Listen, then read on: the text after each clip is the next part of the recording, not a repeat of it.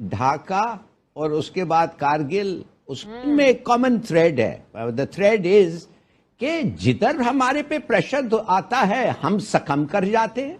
कारगिल में तो भागे भागे गए, अमेरिका को जुलाई में गए और नेशनल हॉलिडे में क्लिंटन को पकड़े और कहा खुदा के लिए बचाओ। अरे भाई गए क्यों अगर नहीं तुम भुगत सकते थे? अगर सच्ची बात यह है कि बिल क्लिंटन की इन्होंने जाके ना वो बेगिंग की कि आप हमारी पीस करवा दें।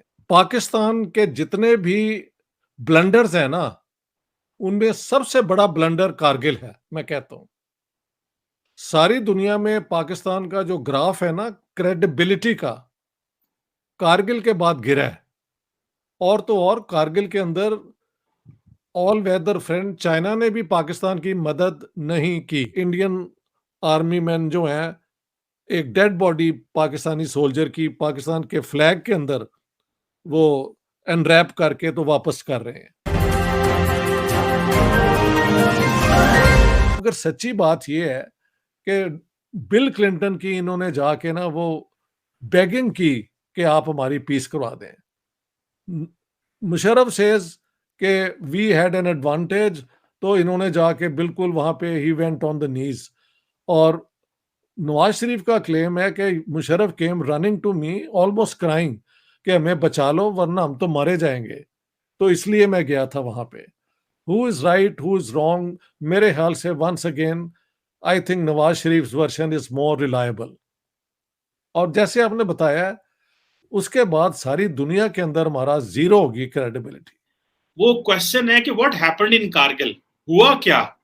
बहुत सारे वर्जन्स हैं, तो एक पाकिस्तानी वर्जन है, एक इंडियन वर्जन है, लेकिन पाकिस्तानियों का भी ये कहना है कि ये जो एडवेंचरिज्म की गई थी जनरल मुशर्रफ से कि ने उस वक्त की, और कुछ लाइट इन्फेंट्री के लोग थे जिनको मुजाहिदीन बना के भेजा गया, और फिर एक हम जो है वो इंटरनेशनल क्राइसिस में जो है वो चले गए।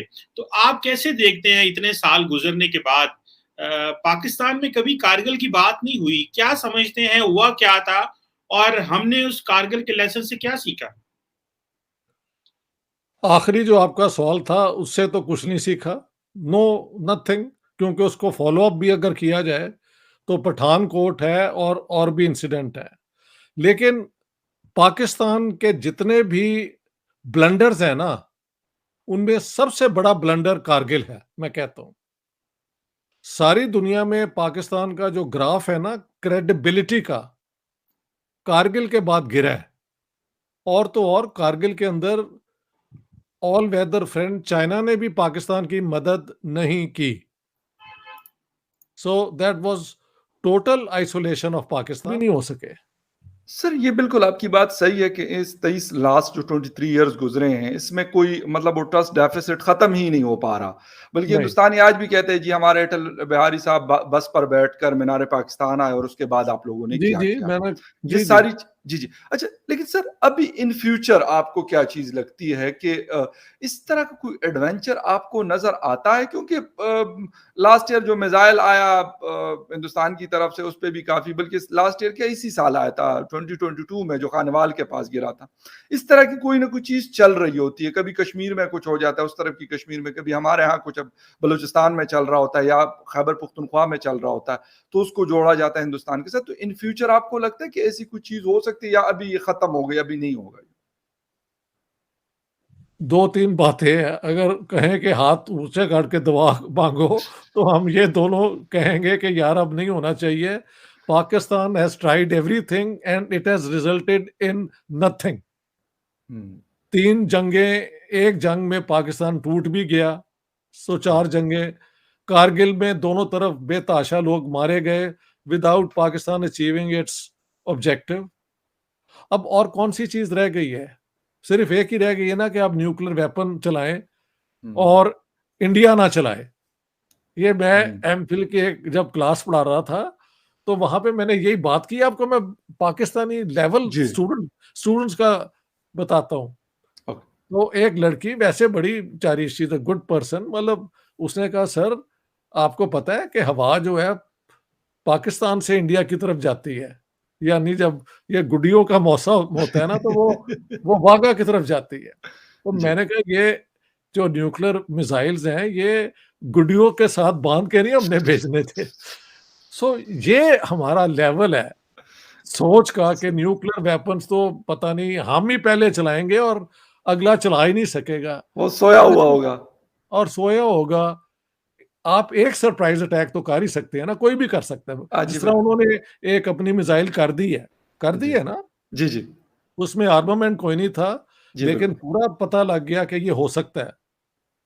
तो पाकिस्तान कैन ऑल्सो ट्राई, हालांकि उन्होंने अब S-400 मिसाइल ये डिफेंस सिस्टम, लेकिन मेरे ख्याल से डिफेंस सिस्टम्स के होते हुए भी ये एक बहुत डेंजरस काम है मिसाइल्स का चला देना। So unless we in Pakistan are agreed के we want to commit national suicide, हरा करी उसे कहते हैं, तो पाकिस्तान की तरफ से ये कभी इस किस्म का मिस एडवेंचर जो है ना कभी नहीं होना चाहिए। Actually this is a point to turn now, you are on the वो क्या कहते हैं ब्रिंक, इस ब्रिंक के बाद नीचे ही गिर सकते हैं आप। इकोनॉमिकली आप इंसॉल्वेंट हो गए हैं और आपकी सारी दुनिया में क्रेडिबिलिटी जीरो है। मुझे 2-3 दफा महफिलों में इंटरनेशनल में सुनना ही पड़ा कि you can not trust Pakistanis. I was sitting there, although I think I could understand them, but I felt insulted. वो कहते हैं जहां आते हैं झूठ बोल देते हैं ये इंटरनेशनल फोरम्स में। तो ये है लेवल। हमारे जो डिप्लोमेट हैं वो भी है proven to be third rate people. इन्होंने कुछ नहीं किया, वहां पे इस्लामोफोबिया कभी शुरू कर दिया, कभी फजूलियात have been given so much importance कि जो सीरियस बिजनेस ऑफ स्टेट है ना उसकी तरफ कोई नहीं आया। इंडियंस की दो बातें सुना दूं। वो कहते हैं यार आज तक जितनी जंगें पाकिस्तान ने शुरू की हैं कभी सामने से आके नहीं की, जिस तरह के आप अपने आप को बहुत दलेर समझते हैं। Every time you send some people मुजाहिदीन के कपड़ों में होते आपके अपने वो रेगुलर भी हैं उनके अंदर। यस 47-48 में यही हुआ, 65 में भी यही हुआ और कारगिल में भी यही हुआ। दूसरी बात, जब when I was doing research on this and Kargil हुआ ही था तो मुझे इंडिया जाना पड़ा, तो वहां I met a brigadier Nair जो एक्चुअली फुला है ना तहसील गुजरात की, ये वहां की फैमिली है जो पार्टीशन के वक्त वहां गई। तो वही पंजाबी उनके घर में गया, किसी के जरिए कांटेक्ट मिला, उसने कहा यार ये तो समझाओ कि जब जंग शुरू हुई, he was fighting in that war, तो कहते हैं जब आपके ये सोल्जर्स मारे गए तो जो है ना उसका क्या कहना चाहिए, प्रोटोकॉल कह लें या तरीका है कि once the battle is over for a few hours और फॉर अ डे और व्हाटएवर, उसमें सीज फायर होता है और आप अपने डेड बॉडीज इंजर्ड को ले जा सकते हैं। तो वो कहते हैं हमारे लिए प्रॉब्लम हो गया कि पाकिस्तानी तो कह रहे थे कि ये तो हमारे सोल्जर्स ही नहीं है, ये तो मुजाहिदीन है, तो अब इन डेड बॉडीज को क्या किया जाए, वो तो सड़ जाएंगी। तो कहते हैं उन्होंने कहा कि हमारे कुछ यूनिट जो है ना आर्मी के अंदर अभी भी मुसलमानों के हैं, तो we have Hindu priest, Muslim priest, Sikh priest and Christian priest. तो हमारे आर्मी के जो मुसलमान मौलवी हैं उनको ला के तो उनका नमाज जनाजा पढ़ाया गया और उनको बैरी किया गया अकॉर्डिंग टू इस्लामिक जो राइट्स हैं।